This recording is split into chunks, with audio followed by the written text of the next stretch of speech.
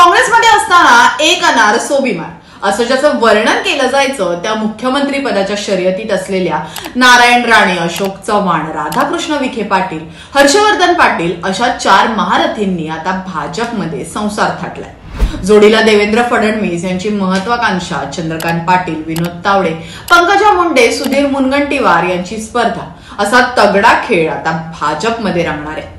मित्रपक्षांमध्येही एकनाथ शिंदे, अजित पवार, छगन भुजबळ असे तुल्यबळ स्पर्धक आहेत।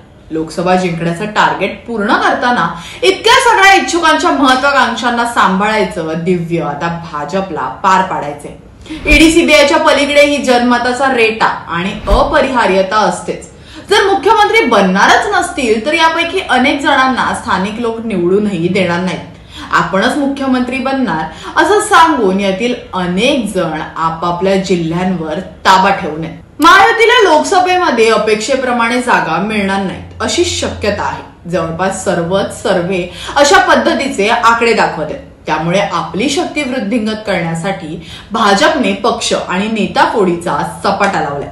आधी किरीट सोमय्यांच्या माध्यमातून गंभीर आरोप करायचे, त्यानंतर ईडी सीबीआयची चौकशी मागे लावायची आणि त्यानंतर पक्षात प्रवेश घ्यायला भाग पाडायचं असा क्रम ठरलेला आहे। या पॅटर्नचे अनेक लोक बळी ठरले। असं असलं तरी बाहेरून आलेल्या नेत्यांच्या गर्दीमुळे पक्षातील मूळ नेत्यांचा ज्येष्ठताक्रम पाळणं शक्य न झाल्याने भाजपमध्येही आता असंतोष निर्माण झालाय। केंद्रीय नेतृत्वाच्या एकाधिकारशाहीमुळे भाजपमध्ये शिस्तीचं वातावरण आहे।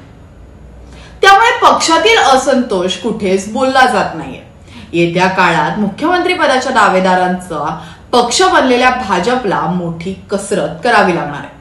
तर या सर्वाबाबत तुम्हाला काय वाटतं आम्हाला कमेंट करून नक्की कळवा। आणि हो, अजूनही तुम्ही आमच्या मॅक्स महाराष्ट्र चॅनलला सबस्क्राईब केलं नसेल तर लगेचच